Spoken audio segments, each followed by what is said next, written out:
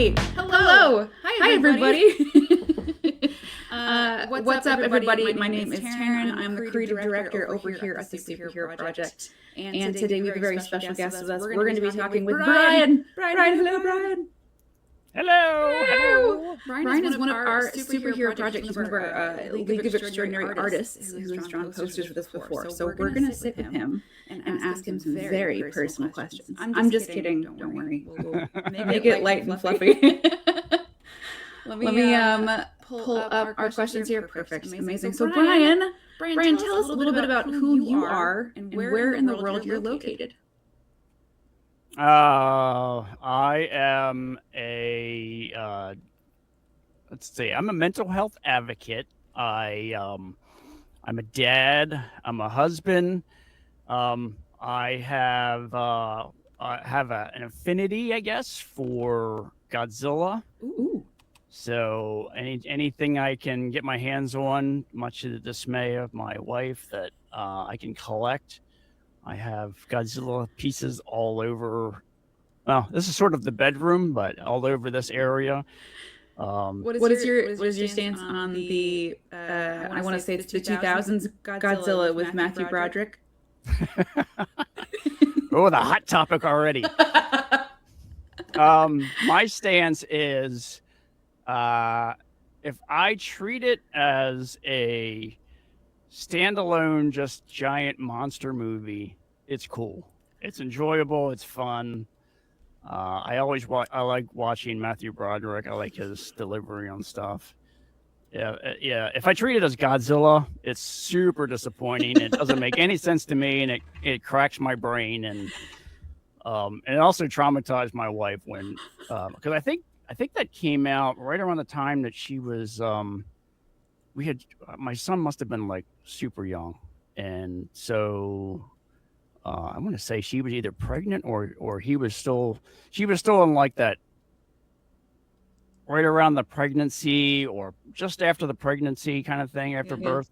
And so she, like, her hormones were just like Everywhere. off the scale, and like at the end when they traveled on the bridge, she started crying. It was just like so devastating to her. You can tell her same. When I first watched that movie, I cried at that part. I was very sad. And I think that's a tremendous answer. It's a great answer. If it's a standalone monster movie, fantastic. Godzilla, yes. Okay, cool. But within the franchise. Yep. Yeah, I mean, it was like I was so excited for that one when I saw, and I think there was a bunch of rumors about how it was going to look, and then I was just like, when I finally saw it, I was like, not quite. And then I tried to give it like the benefit of the doubt, but it just went in directions. It was just like, no, just stop doing it. Guys, this is embarrassing. Yep. Let's see. If you could be any Muppet, what would your Muppet equivalent be? Oh, I didn't answer the question of where I am. Oh, where are you? I am in the state with a broken arm. I'm in the state that likes to give directions. I don't have a creative way of saying it. I'm in Maryland, but we just have like this weird shape of this arm that sticks out. Oh, you're totally right though. You're right. Maryland. Yeah, I'm in Maryland, right near the Pennsylvania line. That's so cool. My sibling lives up in Maryland. They love it up there. Yep. Yeah. That's good. All right. On to important things. What Muppet would you be? I would be the only Muppet that matters, and that is Animal. Fantastic answer. Ooh, I love it. Animal is my spirit animal, Puppet. I guess. Is that right? Yeah. I mean, like, he's a drummer. I was a drummer for a long time. His just whole mentality of how, like, he just loses himself in the moment is just perfect. I love his entire vibe, that he's unapologetically himself. That's right. Could we get you to like dye your beard a funky red color so you could, like, in solidarity with Animal, have that craziness going on? Heck yeah. Heck yeah. Yeah, oh, totally. Oh gosh. And let's see. What's your favorite superhero? Who is your favorite superhero? What are we on, Jeopardy? Okay. Who's your favorite superhero? My favorite superhero is I it's going to be loaded because he's still, for me, he still goes by Captain Marvel, but right now like they kind of retconned it and now he goes by Shazam. But back when I first fell in love with the character, and this was like, I don't know if it was Wiz Comics, but he was I think he was just being brought into DC.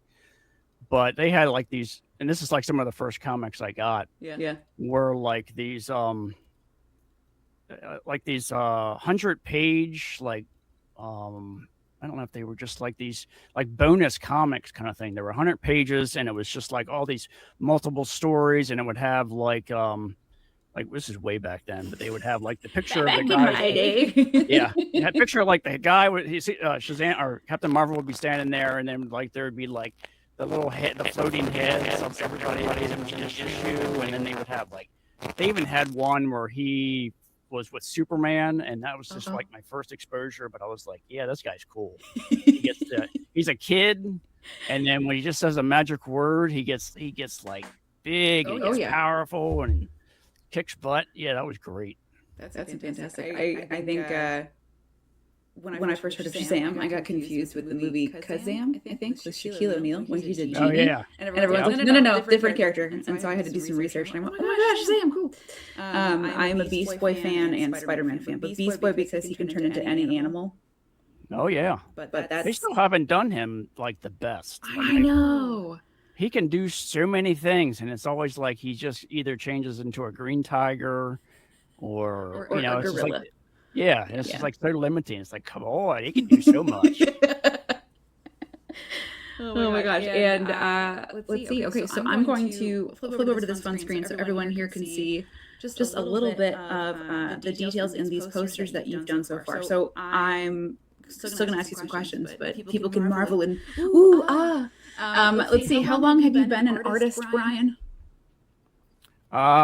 Since I mean, I guess the standard issue is all my life. I was probably doodling and kind of stuff like, I don't know, man, as far back as I can remember. Yeah. I would say I really started to stick with it kind of around the age of 13, which is like when I started really kind of getting into comics and wanting to be a comic artist and it was like during that stage where it was like school was really losing interest in me, and I was getting more absorbed into my own little, daydreaming kind of stuff. So I would spend so much time just like ignoring the teacher and just doodling superheroes fighting on my assignments. Did you ever have any cool teachers who were like, if you doodle a cool thing on the back of your test, they'll give you like one extra credit point? I might have. I think I did, but I don't remember who it would have been. Those were the real ones. Those were the good teachers. Yeah, I appreciated them. Yeah. That's same. I think I born with a sparkly crayon in my hand. Yeah, absolutely. Yeah. I don't know what it is, but there was definitely, and my brother was the same way. Oh, cool. And they said, like, my parents always said, like, you got it from your dad, because my dad, I guess he must have did some drawings when he was younger. Yeah. I mean, we only knew him as a draftsman, but people were always like, your dad was always drawing, but we never saw it. But yeah, my brother and I were always like just drawing stuff, and we would like compare stuff that we were doing. We even created like this entire universe of superheroes. Like we had superhero teams. We had like the villains, we had the good guys, and it was like huge. It was like hundreds of these people that we created, and it was just wild. Like I guess we thought we were going to make like a whole publishing company or something. I was going to ask, like, okay, so if you got all these characters, what were you going to do with them? So you made like comic strips or just storylines, or what was your interest there? I actually started doing a comic because I had nobody steal this idea. But we had like, they were like the Avengers, but we had a superhero team called the Sentinels. Ooh. And it was like a mix of his characters and my characters. And and I actually started drawing. I think I might have been probably late teens, not so late that I was, more into girls than comics, but I was kind of getting, I was like, I was probably 16 or so. Yeah. But I actually started drawing like a comic book about the Sentinels doing stuff, and it was so bad. It was so derivative of like what I was writing, because it was like they were fighting in a danger room, and I was like, and they had like a bald guy that was like the mentor for the group.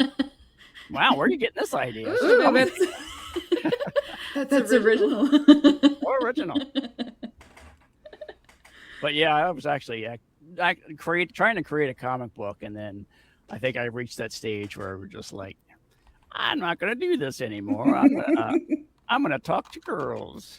Well, I'm happy that you did finally come full circle, though. You came back around. You started doing Heroes again, because I mean, you've now volunteered with us at the Superhero Project at least 3 or 4 times to do these fantastic illustrated posters. And if anybody watching right now has no idea who we are the Superhero Project. I'm wearing the shirt today. And we are the Superhero Project. We ask, what's that? I have to get one of those shirts. That's cool. You do, and you know what? You can find it on our website. We have SHP merch available through our shop, so we'd be happy to set you up with that, and anybody else for that matter. But anybody who signs up with us, I'm the creative director, so typically you'll be saying hi to me in email format. And it's up to me to go find really awesome volunteer artists like Brian here, and ask them to draw kids around the world with mental and physical disabilities as superheroes. So right now, I believe, oh gosh, we're almost at that 2,000 mark. I think we almost have about 2,000 posters drawn. Wow. I know. Very cool. I know. And this is our 10th year. This is our 10th year anniversary. It all started back in 2016, 2017. So teetering on that 9-year, 10-year. Yes, that's right. Holy mackerel. And also cool. I know, we've been around for quite a while. We're very happy to have met cool artists along the way, and all of these amazing kids. And Ryan, so how did you end up hearing about the Superhero Project, and what made you reach out to volunteer? I want to say, I was trying to remember like how this all began, and I almost want to give one of the wins to social media. Excellent. Yeah. One of the rare good connections that might come out of social media, but I think that's where it came from. I think I was following Bridget Connell. Yes. Bridget. I think I was following her, and then you probably popped in, and then I guess the algorithm must have picked up on that stuff, because I started following you, and then I saw stuff and then it popped up, and I was like, oh, what is this? This is cool. I just remember seeing your username pop up quite a bit, Mantlebeard. Yeah. Yep.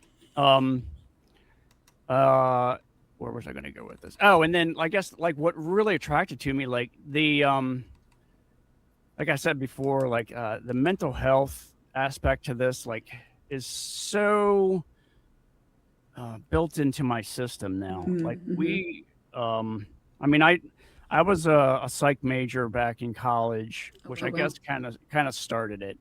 But what really impacted it was around 2015 or so. I really lost it. Like the life direction I was going on just fell apart. And like I spiraled super hard, and I actually had to seek professional help, and that was a changing moment where I had to redefine things about myself and what it means to, like, one of the things that I had to let go was just defining myself by my job, because that was like all that was like the main thing I did before. I did what I hear like so many people doing, and they like, when people say, you know, who are you, and they're just like, well, I'm a physical therapist, or who are you? What do you do? Yeah. Oh yeah. Yeah. And so like everything I did was defined by my job, and then when that just sort of fragmented, then I felt like my identity just went with it, and I had to kind of go into this which was great. I mean, it was painful as heck, but it was a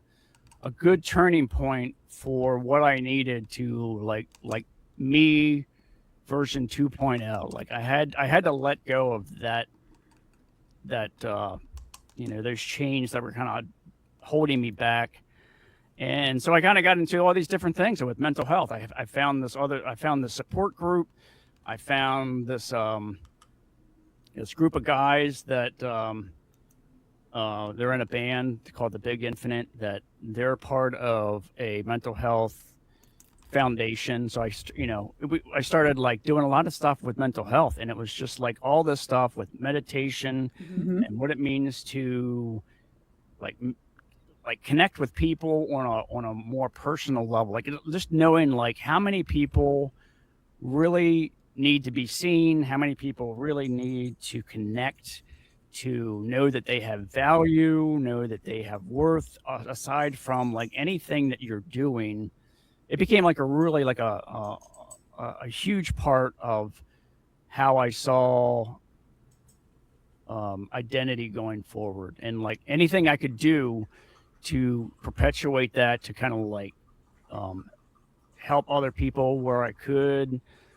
And that was like, part of some of the stuff was like drawing. Like I started drawing more things, and then if I could, I would send drawings to people, and just hearing like their reaction. They were like, some people were just like so down in the darkness that when they received an illustration from me, they were just like, they started crying, because it was like they felt like somebody actually saw them. Like they felt like just they had mattered enough for someone to make something for them, that it kind of broke through a little bit of that darkness to say, you have worth. And I see you. You matter. Yes. Yep.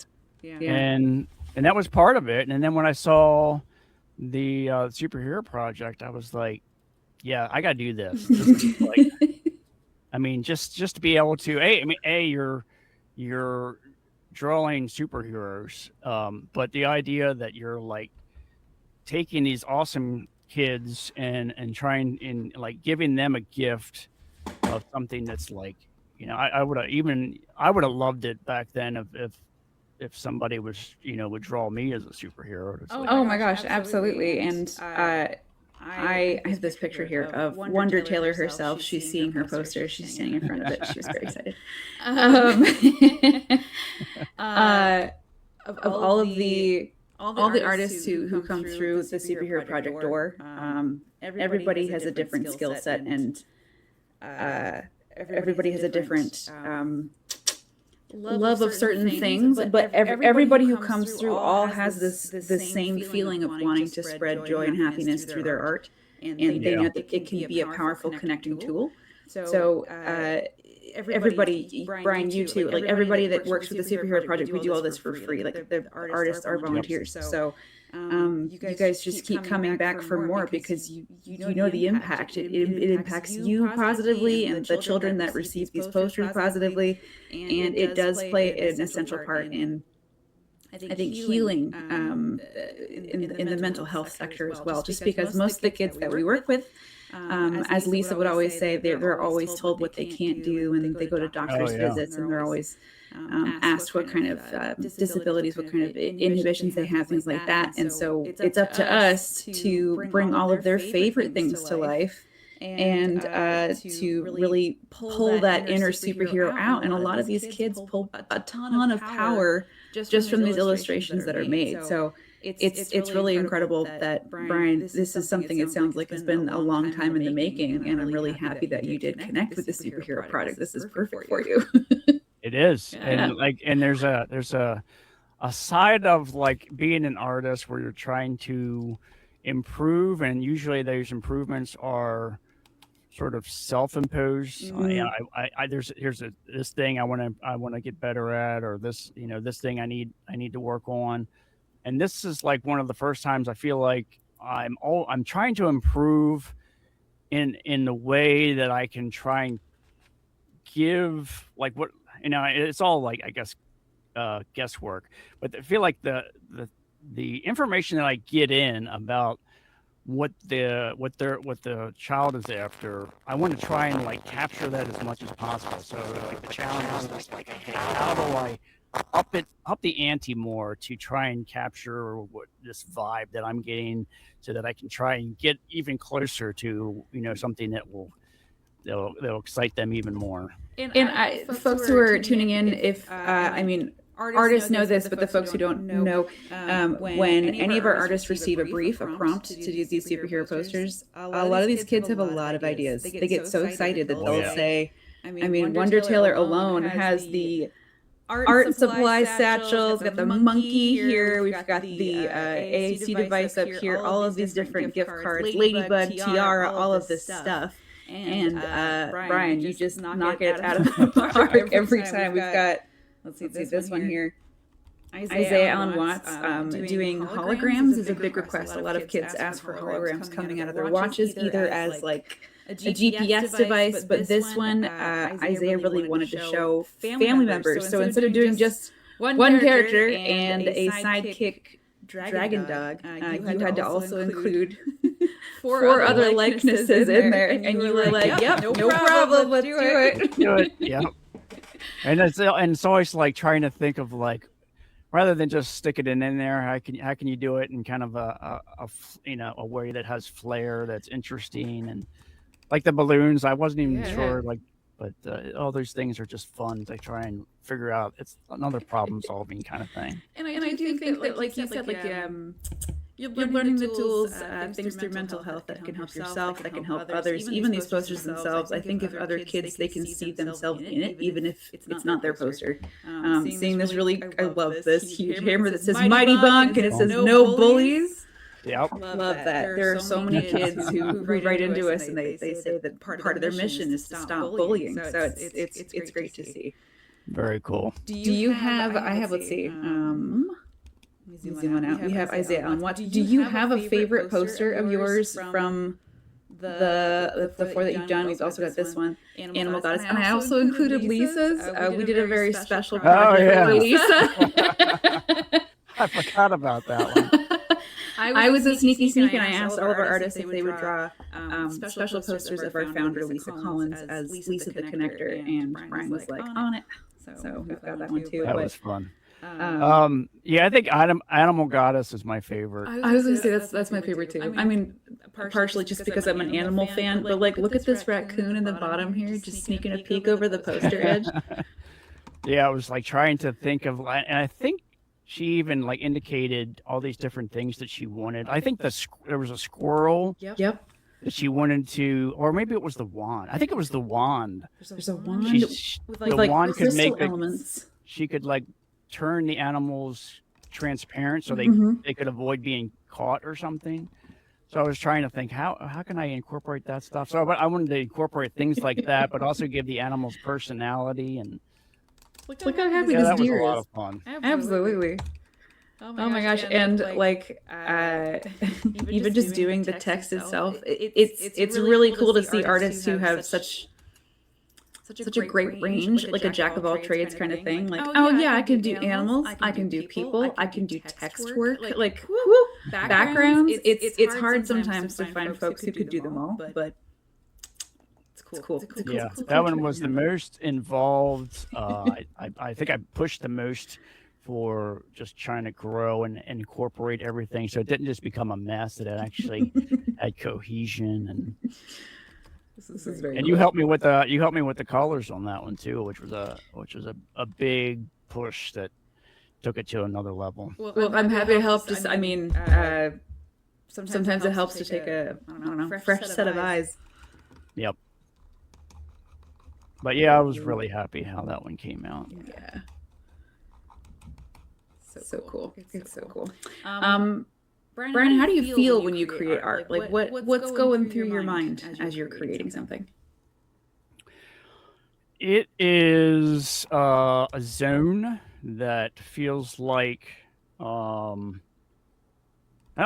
almost like a way of like meditating, because I kind of get into this place of serenity. Yeah. And there's like a flow to it, like sure. that I don't even know. It's kind of weird. It's hard to describe because like as I'm creating things and putting the lines down on the page, there's this connection of like the need to create is linking up with the satisfaction of like seeing it appear before me, and the more congruent that matches up, like the more what I see in my head matches up to what my hand is creating, the more I kind of get lost in like where I lose track of time. I lose track of like everything going on. Usually I have like music in my ears, so I'm just kind of like in the zone anyway. But it's very satisfying. It's very cathartic, and Are there days that you find you can't draw, like you just don't feel like it, and how does that make you feel? oh yeah, there's like I think it was last week that last week or the week before.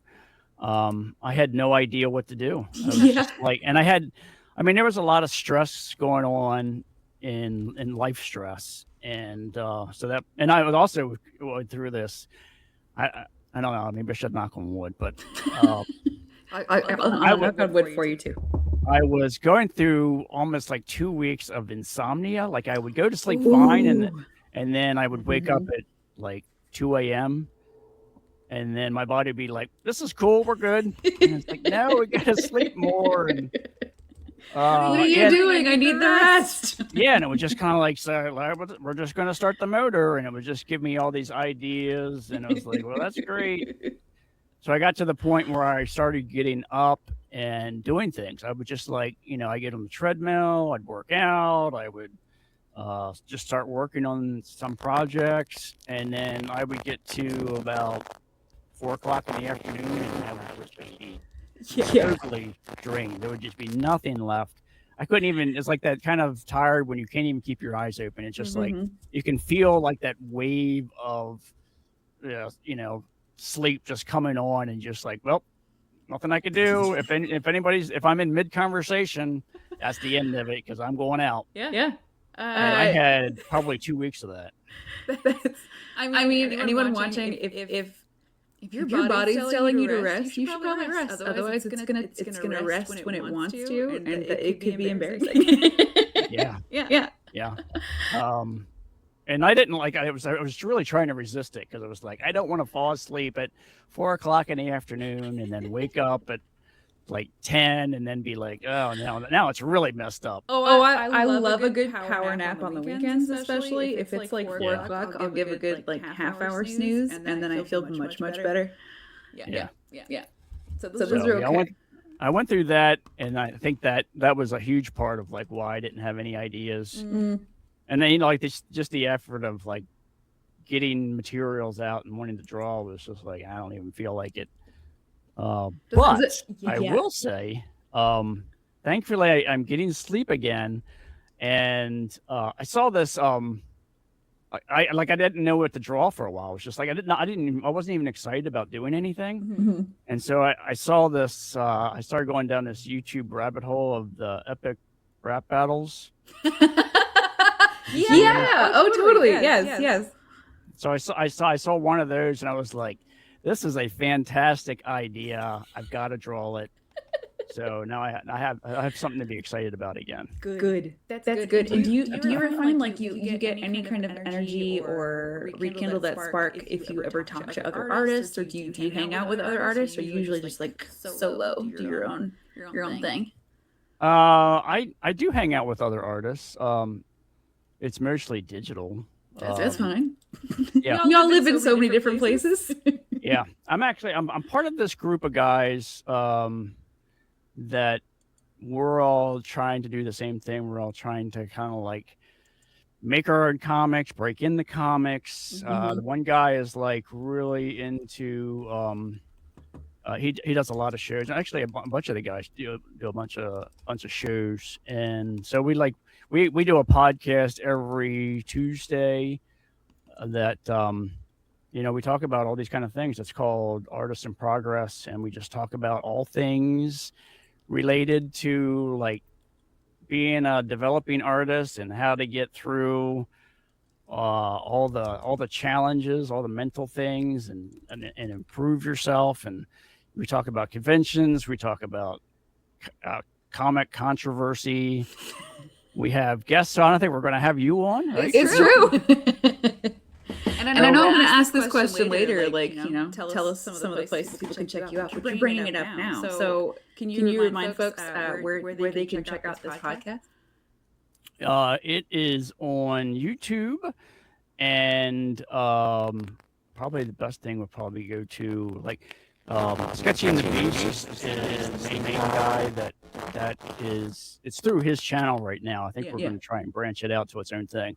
But if you go to Sketching the Beast through Instagram or Facebook, he'll have it there. My own thing on Instagram is Mantlebeard, and I think I'm on Facebook too, to some degree. But we try and post to give some level of awareness before we go live. So if you check us out on Facebook or Instagram, we'll be posting to where it is. But if I had to guess, I would say it's probably YouTube at sketchingthebeast.com. Okay. Not .com, but YouTube at Sketching the Beast. That's probably where it is. You know what? When I repost this, or when I'll go look at some links and I'll put them in the comments and stuff, so people have links to. I could be horribly messing up what it is, but I think that's where it is. I put you on the spot. It's fine. I have to know too, Mantlebeard. Where did you get that username? Like what? How did you think it up? So, my wife and I, this was like back when our kids were young, and we needed our little parental escape. We got into World of Warcraft. This was like in the early days, and we would just. And my son was probably about 6 or so. Yeah.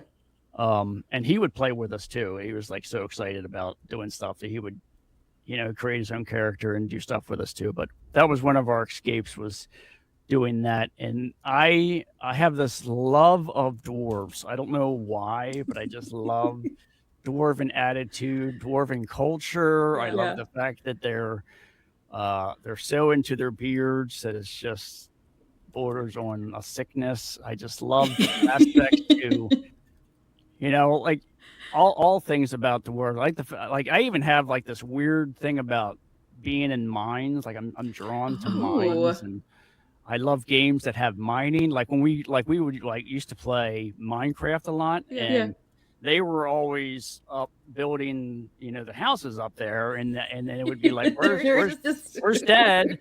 And they're like, well, he's back in the mine again. And I love just kind of going down and exploring, and you dig some more, and it's like I'd be like, well, I'm gonna be out in a minute. I found this last thing, and then I would chop through the wall, and it'd be like it would open up, and I'd be like, nope, I won't. It's gonna be a while. JK, I'm gonna be here forever. Yeah.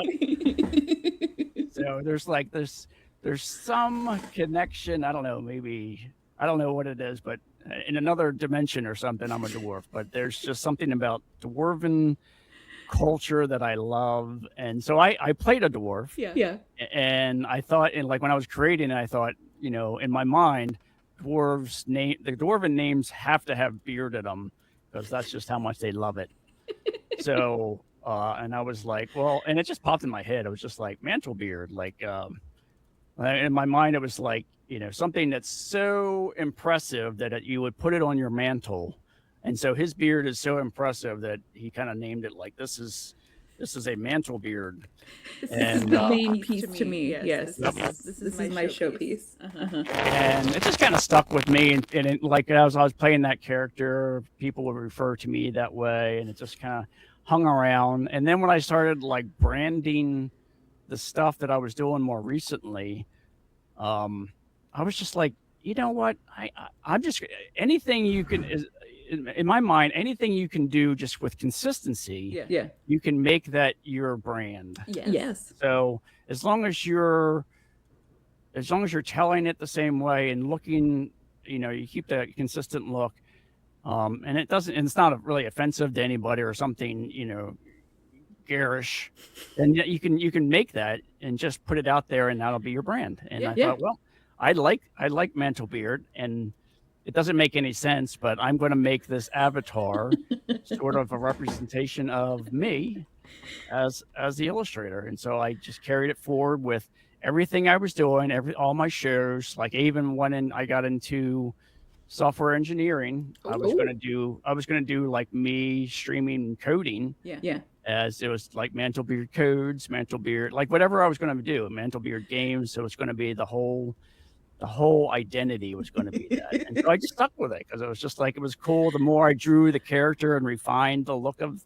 the character, I was like, I like it even more. I like it even more. And yep, that's where it came from. It was just like this. That's how it starts. Yes, and you have so much love that you put into it. I think that is important as well. I think if this was like a throwaway idea, not so much, but you love it so much, it's become part of you. You are Mantle Beard. It works. It works. And I'm slowly turning into Mantle Beard. When I started, I didn't really have this, and it's just starting to grow out. I'm looking forward to the day I can put one of those kind of like the cat branded things in there. And... Can we get you like a giant gold one, and it has a stamp on it, so you can stamp all of your like letters and stuff, and be like, oh, this is the official stamp of my beard. If I can put a forge in the backyard and I just stay out there. Make your own caves. Oh my goodness. Living the dream. Well, okay, so we talked a little bit about what you feel like when you make art. What does being an artist mean to you personally? Maybe especially in this day and age, perhaps, I feel like, because things are a little topsy-turvy right now. What does being an artist mean to you? Yeah, it's all, for me, especially now, it's all about creating. I mean, it's kind of always been that way, but like the idea of taking something that doesn't exist and being able to bring it to life and share it with other people. I think at the core of it, it's just that part. It's just the creation part. Yeah. And now I don't even know what it is. There's just something about, I want to say that everybody has a piece of it, but just this need to create stuff. But now it's like there's so many things that are more easily attainable in the good way. Is exciting, that part of me that wants to do so much more. Like I've always kind of wanted to try more things. Yeah. So it's like I don't want the shortcut. I dislike the shortcut approaches. I want to know like I want to do I wanted to do a game, but I want to make it myself. I want to do 3D modeling. I want to learn how to do that. I want to the only thing I kind of don't want to do is make music, but I have an interest in. You play drums. Yeah. I like making sounds. Okay. But I don't have the musical ear to hear like a fully composed song. Like, not everyone can be Mozart. It's okay. Yeah, I can hear beats. I love beats. Like one of the things that the men's group does is we have like this drum circle, and that's just freaking amazing. We all get drums. I take my drum, and that is just so tribal, and it really does activate something within you. I've been around a couple of them here in Asheville, and I'm not even playing on the drum at the time. I'm just walking past, but everybody has a smile on their face. Everyone's really getting into it. And it forms this huge circle of people. And they're all really just like, drum circle. Yeah, and it's not even like everybody's doing their own beats, but it's wild just how it starts to coalesce and have like a synergy to it. It's really well. Like that kind of stuff I'm jazzed about. I can play on my drum and hear rhythms, but as far as like making a whole score or something that has like a lyrics to it or something, I don't get that part. But yeah, I mean there's just so many things that I want to do, like creating apps, there's kind of creation process make stories. I especially right now, my thing is like having a story that I want to tell and making that story and getting it out there before I can't, before something happens, like my vision starts going too much, or like I get carpal tunnel or something. But while I can still create, I'm like feverishly trying to create as much as I can. Well, now, okay, you're wearing a very cool shirt right now. Does that have to do with any of the projects you're currently working on? Yeah. Yeah. Got that one. That is the project. Tell us about it. Are you allowed to? Yeah. I mean, it's your own IP, so yeah, it's mine. up to you. Yeah. So yeah, this is my comic that I'm making, and I'm really excited about. I'm so excited about this story. It might be terrible, but I think it's good. And the feedback I get from people is like there's definitely something there to it. And it's just like it started as a little glimmer of a nothing burger kind of idea. Like it really didn't have any substance to it. No special sauce yet. Yeah, and then the more I thought about just kind of working through, because I kind of had an idea of just the overall idea, this is what it's about. Mm-hmm. And it didn't really have any meat to it. And then I was like, well, how do I get from nothing to that point? And then I started filling in these kind of things. And okay, well, there's a huge hole here. How do I fill that in? And the more I did that, and the more it was like, okay, well, I'll probably need another character for that. And just like this whole process of I don't know if this is something writers do, but this. The more I thought through how the story was going to go on, the more the world that I was creating became a real thing. It was so bizarre. I could actually see the city that this takes place in. I could see different locations in the city. I could see the sewer system. I can see alleys. I can see the police station. The characters that I was developing, there was and it's weird, I would be watching shows and for the most part, nothing would happen. But then I would see this actor or actress or, whatever. I would see somebody and I'd be like, that's the person I need for my story. So I was trying to capture their likeness. But yeah, it just, I guess I should say what it is. It's called H. Jekyll Private Hyde. The long way. I took the long way. I went to go look for it on Kickstarter. I have to pull up some images because I who is this? Yeah, it's called H. Jekyll Private Hyde.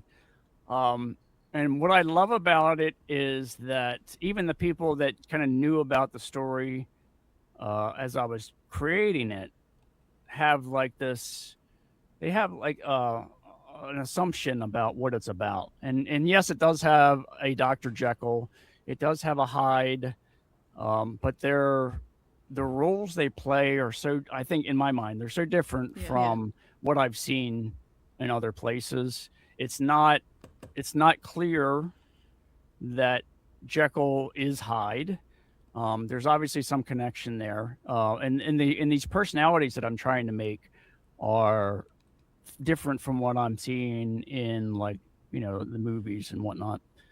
So, and kind of the pitch is that it takes place several decades after the events of the strange case of Dr. Jekyll and Mr. Hyde. So it's I think that was in the 1880s or something, around the late 1800s. This one is 1920. It's in America. Oh my gosh, the Roaring 20s is fantastic. Yep. So it's I want to do a lot of noir kind of stuff, but I want to keep it really simple lifestyles. And we have Jekyll, who is egomaniacal. He's extremely intelligent, but he's not a people person whatsoever. There's something very off about him. But I want to convey it in a way that's not I don't want him to be I don't want it to be he is the bad guy. I want it to be okay, he's kind of a jerk. but he's super intelligent and he's just in his own world. but that's going to evolve as I go through the story. Do you already have something like this? Do you already have the entire story figured out, or is it one of those things that you just have the basics of the first part and you're going to keep evolving it as you go and like as you get feedback? I have the entire story now. Like I bet you do. 'cause I wanted to send this to Image Comics so bad, and so one of the things was to make sure that you didn't just have like one book, which is kind of what I had at the time. They wanted to know like that I had the entire story, and so I worked out like how I want this thing to progress, and I'm sure as I get through it, it'll probably morph a little bit. Yeah. But the crux of what I have for the story, as I work through the details on that I just got more excited about the things to do with it. And so like there's I'm a big fan of like the old classic Hollywood monster stuff. Oh, same. I want to capture that vibe to it, and there's a monster of the week kind of quality to it. So every like issue is going to have like a new monster. Yeah.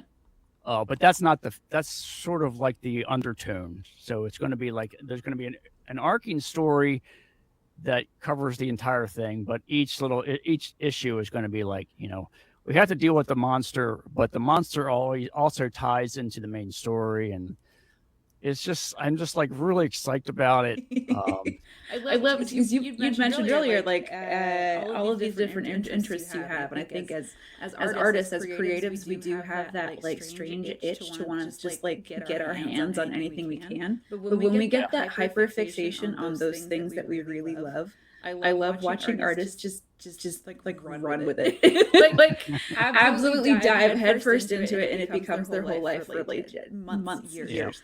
So and the process that's been cool about this is just like not having a clue as to what I was doing. Like I didn't know, I'm not a writer, so just trying to figure out how to tell my story in a way that, like the main thing that's kind of been a staple for me is just how do I tell a story that I want to read first? Like that I know what I like when I read a comic. I know what I like about that, and then how do I turn that into me doing that? And so hopefully it translates for other people. So it's like that's been a process. I'm trying to cover like the holes that I think, and then there's been like so many holes that as I go through, it's like, oh shoot, I kind of shot myself in the foot here. I got to undo that. So there's like that learning process and learning how to write scripts, but also just like how to tell sequential stories in a way that is interesting. Like, I mean, I've been doing a lot more like studying of comics just to see like how do they compose panels, and part of it feeds into like when I go to a movie, I kind of like start making my own thing and I drift away from what I'm watching. So part of it is feeding into like that way that I daydream, like that thing that you're showing right there. Yeah. I felt like I was watching that as a movie in my head, and the scenes that I was seeing, I was trying to translate that into panels. Now, question for you. I love asking any artist this. Since I've learned about it, when you picture something in your mind, are you actually visualizing it, or like if I were to say picture an apple, are you seeing in your mind's eye what an apple looks like, or do you have to think back to like your I don't know, your inner repertoire and pull that out of like an old memory bank? Like in regards to like the comic? Well, like you have the comic here. You said it felt like a movie scene to you. This is like what you would see in a movie. Like this is something you would see shot for shot. And are you picturing that in your head before you put this on paper? Like you go, okay, cool. It's gonna be in black and white, and it looks like this guy's coming through a doorway. Or do you have to pull from movies that you've seen or anything like that, like pull references? For some of it, like for some of the details, I have to fill in for things. I have to look for references. Especially like for doing 1920s, because I have no idea, like what kind of telephone? 100 years ago. Yeah, it's like, what did they have telephones? What kind of telephones did they have? And I was surprised at just how much like kind of modern stuff that they had. Yeah. In the 20s. Like I had no idea like what an alleyway would look like. Is it Is it got dumpsters in it? Do they have dumpsters? Do they have like that kind of stuff? But so that part, I would say the nitpicky stuff, Yeah. I have to go look for references. But like for scenes like that one, I'm actually like, I feel like I'm watching it. Like in my head, I feel like I'm watching an actor go through, and like this, like what I'm showing is the camera lens. Yeah. What I see in my head. So it's like I'm the director watching it through that whatever, and I'm watching the actors do that scene for me. Cool. And that's how my strange brain works. And so, yeah, so like I get that kind of part of it, and then I have to go, okay, well, how does this actually look when I want to draw it? Now, hand, do what you see. Yeah, it just becomes a little harder. Yeah, like I saw, like he's in an autopsy room, okay, but an autopsy room in the 1920s. Like, what does that even look like? Like, what kind of lights do they have? What's in the background? It's clothing alone. I think I'd have to do a ton of research on. Yep. Yeah. Oh yeah. That's impressive. This is super cool. This is super cool, Brian. So you have this currently on Kickstarter, or it was on Kickstarter? It was on Kickstarter, and long story short, it didn't fund. Okay. Which was disappointing. But I think I've mentioned at other points that I am really bad at social media, and I'm also like a huge introvert. So I don't. Aren't we all, Brian? Aren't we all? Yeah, I don't promote myself great, and also I don't have like a huge connection of people. So it was like I was doing my dangest to like trying to get the message out there, and like somebody, I don't know how many people but tell people. And I was trying to get it out there. I think I did well for me getting the message out there. I didn't hit the goal that I wanted to. And I had some advice from people that said, don't do what I did. Great, thanks, guys. That's super helpful. I had the sage wise man say, don't do this. And I went, I'm going to do it. This is my project. I want to do it anyway. Yeah. So I think I'm going to listen to them this time. Okay, yeah. I like that approach. So like I'm still trying to build excitement and connect with other people and get the message out, but the first book is completely done now. Amazing. So I just need to kind of start building the word. And I had when you're running a Kickstarter by yourself, there's so many things you're trying to keep up with, and I had like ideas for marketing it that I just ran out of time and ability to do. Like when I wanted to do videos for it, I had like these video ideas, these little teaser things. And I was like, I don't even know how to do this. And since then I've talked to guys, like some of my buddies that do videos, and they're like, just hit me up. Right. I'll help you out. It's great to have a supportive community. Look at that. So now I'm planning it. I'm trying to actually listen to good advice and follow that. But I think I'm gonna re-release this in a modified way. The campaign's gonna be modified around October, right around Halloween. So like I'm gonna do a whole month of just like monster teaser kind of stuff, and be like, hey, if you like monsters, guess what's coming. And do that kind of thing. I'd venture to even start in what is it, September, a little bit in the month ahead of time to tease the tease. I think that'd be smart too, because October is such a heavy month, as there's so much going on in the month of October. It's my favorite month. I love Halloween. I love monsters. So like beat the crowd a little bit. Yeah. But that is so cool, Brian. Congratulations. It's a huge undertaking, but like. I'm so excited about it. Yeah. I mean, this is like my baby that I want to see it grow up, and I want to put it out there and be like, see what I could do. Look at my cute little monster baby. Yeah. Go terrorize some folks. Good job. And like the whole process is just like wanting to keep improving everything that I know about the process as I go along. Yeah. So this is. That's one of the things I'm working on. And then this group of guys that I work with, that we have our comic stuff. They have another thing that they want to do that's more sci-fi. That's Ooh, a okay. sci-fi comic. So I might once Hyde is out of my head for a stage, in between issue 1 and 2, I'm gonna jump into the sci-fi thing and tell the sci-fi story, and That's cool. so I like it. Switching gears, like it gets a whole new perspective in your brain, and I don't know, you jump to new themes. That's a good thing to explore.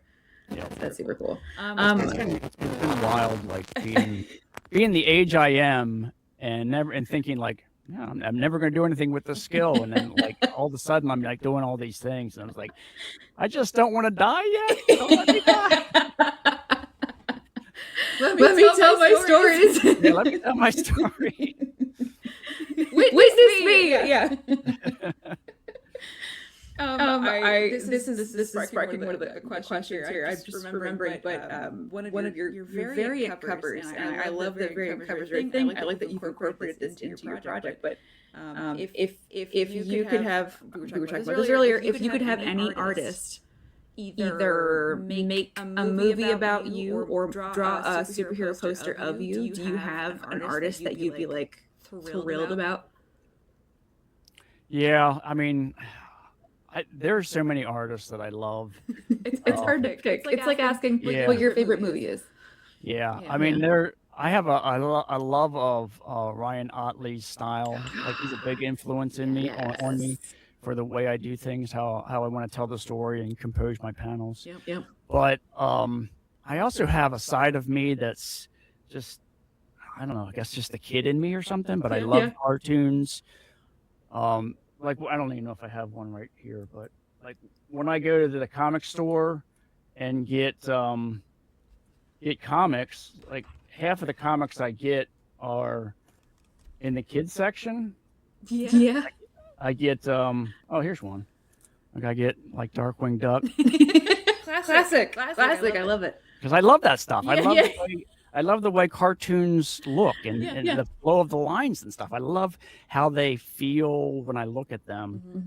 Mm-hmm. They elicit this really good feeling in you. It's almost nostalgic. I feel like I'm the same way. Yeah. So like so one of the guys that I think would excite me the most to have them do my poster would be Brett Bean. Who, oh my gosh, I have one of his right here next to me. Oh, do you? I do.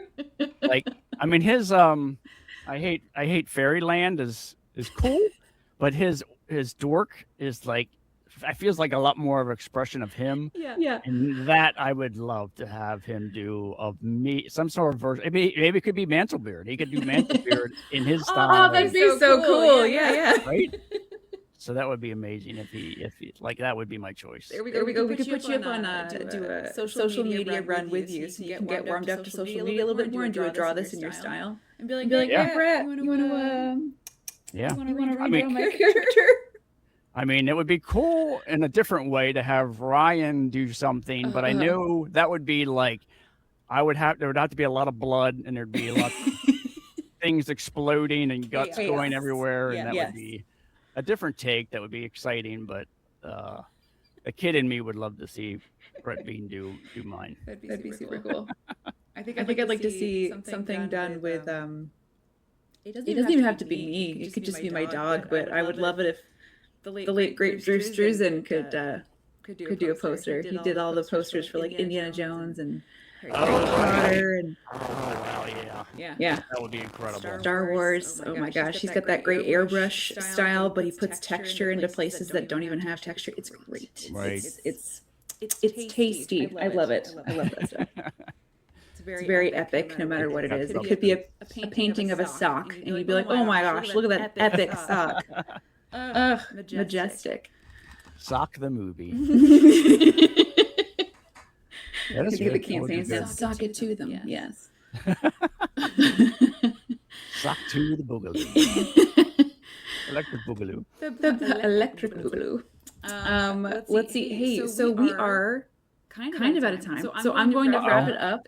Brian, this has been fun. This has been so much fun. But I'm going to wrap it up with a quick, would you like to promote yourself even further? I know we talked about a bunch, but if you want to, don't know, circle back, recall to us some places that people can find you, your work, and things like that. Okay, so I just got it up, but there's a website for Hyde that is, oh my lord, what is it? I think it's it's Private Hyde, privatehyde.com. That's what I did. I'm putting it up here. .com. I hope that's right. I'm pretty sure that's it right. works. Okay, great. Yeah, I'm still building it, but ultimately it's to collect emails from people that want to keep up with what's going on, so I can like really start generating how many people are interested. Great. Okay, good. So there's that. I'm on Instagram at Mantlebeard. Yep. I have a link tree, which is Mantlebeard, which I have a lot of things there. I have a Patreon for me. Stellar. So that would be cool if you get some people there. Basically, it's just me talking to myself. Facebook. I'm on Facebook a little bit. What else? The podcasts. Yes. Make sure you come by the podcast. We love having people in the chat and talking about comics and all kind of geeky stuff. What else? And is that it? I think that's I'm great. on Blue Sky. I'm on Blue Sky too. If anybody's there. You're all over the place. Sort of. I don't even think I'm on Blue Sky. You got a Tumblr? You got a Tumblr, Brian? I do not have a Okay. And I want to do some shows. The one my buddy James, who does a lot of the shows, keeps wanting me to do shows. I want to do shows. I want to do what is the one? Is it Heroes Con or something? I love Heroes Con in Charlotte. Yeah, I want to do that one. Yeah. I want to like be a part of that, because that one seems like it's amazing. You would love that one. Have you done a show before? I did Baltimore, and I did one of my first shows was a toy convention. Fun. That was like retro toys, which was a lot of fun. I would have such a hard time holding onto my wallet. Oh yeah, it was rough. It was like between the artists and like, because I love retro toys. I was just like, I was trying to find somebody to sit at my booth a little bit while I went out with it. But my wife didn't want to do it because she was like, no. Because you're going to blow all the money. Yeah. Yes, I am. Yeah. Well, if you do Heroes Con, I didn't get to do it this past year, but I would like to do it in the future. I've done it for about 3 years. It's wonderful every single time I do it. I mean, I don't know if the sales are necessarily great for me, just because I'm such a budding young conventionist. But the artists that you meet, the connections you make, and the friends you make are fantastic. Everyone's so nice. Everyone is so lovely. And I've been to other conventions before that were like not even as good. So good. Brian, you should do that. And Bridget's going to be there, and everybody's going to be there. Yeah, that's what I see. I see all you guys there, and I'm like, oh, I want to be there. I don't even know if I'll be at my booth. I just have just a cardboard setup. You have a cardboard cutout that has a moving, like, motion activated. Right. And every once in a while it turns into Hyde. With my face on it. And I can wander around, talk to everybody. That would make it worth it. I think that'd be fun. That'd be great. Well, cool. Hey, Brian, everybody, say goodbye to Brian. And thank you so much for chatting with us. Thank you for drawing these beautiful posters. I'm so glad. Me too. This was great. This was a really good end to my Monday. We got the tech working and everything. No, y'all. Shout out to Vito Ninja and OBS. But great. Hey, everybody, thanks for being here. And if you want to check out anything about the Superhero Project, it's shpkids.org. Come say hi. I'd be happy to say hi. Until next time. Bye. Take care.